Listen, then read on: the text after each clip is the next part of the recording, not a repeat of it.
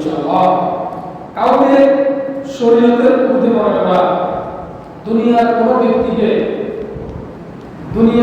ব্যক্তিকে শরীয়তের ঊর্ধ্বে কি করা মনে করা, অর্থাৎ তার শরীয়ত মানা লাগবে না। শরীয়ত মানে কি? শরীয়ত মানে হচ্ছে নামাজ। শরীয়ত মানে কি?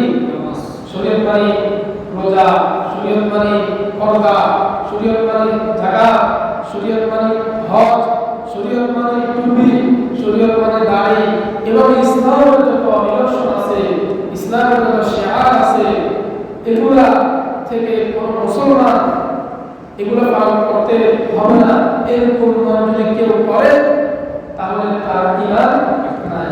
যে করবে এবং যারা তাকে মনে করবে তার শরীয়ত মানা লাগবে না, ওই ব্যক্তির তো ঈমান নাই, যারা মনে করবে তাদের কি নাই? ঈমান নাই।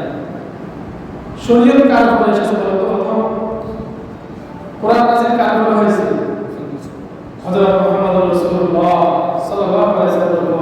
তিনি আমাদের নেতা, তিনি আমাদের কি নেতা, তিনি আমাদের আদর্শ, তিনি আমাদের মডেল, তিনি আমাদের পথ দেখিয়েছেন কিভাবে আল্লাহ তাআলাকে পাওয়া যায়।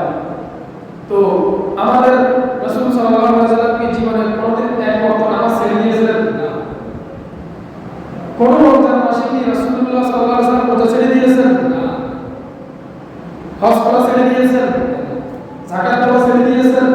না।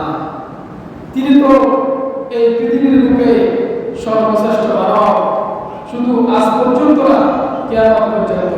কোন পর্যন্ত? কিয়ামত পর্যন্ত। তার যদি শরীয়ত মানা লাগে, এখন যদি কেউ দাবি করে যে আমাদের বিশ্বাসের, আমাদের অমুকের শরীয়ত মানা লাগবে না, তিনি তো তরিকত লাগবে না, তরিকত তার হাসিল হয়ে গেছে, মানবত তার হাসিল হয়ে গেছে, তিনি হাকিকতে চলে গিয়েছেন, এরকম যদি কেউ মনে করে তাহলে তার ঈমান থাকবে না। সোজা কথা। এরকম বিশ্বাস, এরকম ভণ্ড বিশ্বাস যদি থেকে থাকে, তার ঈমান তো নাই, তাকে যারা অনুসরণ করবে তাদের ঈমান নাই। আমাদের দেশে আমরা শুনি যে ও বিশ্বাস বলে যে আপনার আর আমার গুনাহের বোঝা তিনি মাথায় নেবেন, মাথায় নিয়ে তিনি আমাদেরকে কি করবেন? ফজিলত পার করবেন। এটা কি সম্ভব? আল্লাহ তাআলা বলতেছেন, দেখেন এই কথাগুলো বলতো কারা?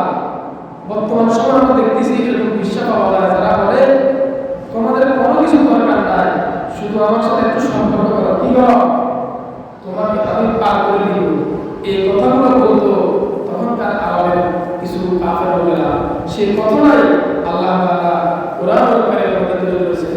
ওয়াকালাল্লাযীনা কাফারু, কাফেররা বলতো, ওয়াকালাল্লাযীনা কাফারু, কাফেররা বলতো লিল্লাযীনা, তাদেরকে যারা আমানু, ঈমান এনেছে, যারা ঈমান এনেছিল রাসূলুল্লাহর উপর সাল্লাল্লাহু আলাইহি ওয়াসাল্লাম, তাদেরকে বলতো কাফেররা, কি বলতো? ইত্তাবিউ, তোমরা অনুসরণ করো, তোমরা অনুগত করো, তোমরা মানো। ইত্তাবিউ সাবিলানা, আমাদের পথ, আমাদের মত, আমাদের পথ, আমাদের মত, আমাদের বিধান, আমাদের সংবিধান তোমরা কি করো? মানো। তোমরা কি করো? মানে কি করো না? কাফেররা বলতো কি?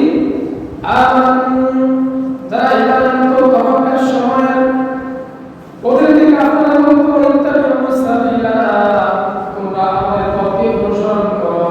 যদি অনুসরণ করো, ওয়াল নাহমিল, আমরা অবশ্যই বহন করব। কি করব?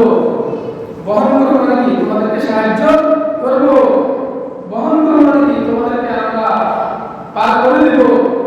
ওয়াল নাহমিল খাতায়াকুম, তোমাদের অপরাধ সমূহ, তোমাদের অন্যায় সমূহ, তোমাদের ভুলগুলো, তোমাদের অপরাধগুলো আমাদের কাঁধে নিব। এটা কি সম্ভব?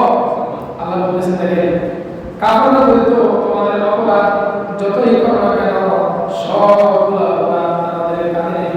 ওয়াল নাহমিল খাতায়াকুম, আল্লাহ বলেছেন ওয়ামা হুম বিহাদিনা মিন খাতায়াহুম মিন শাই, আল্লাহ বলেছেন তারা থেকে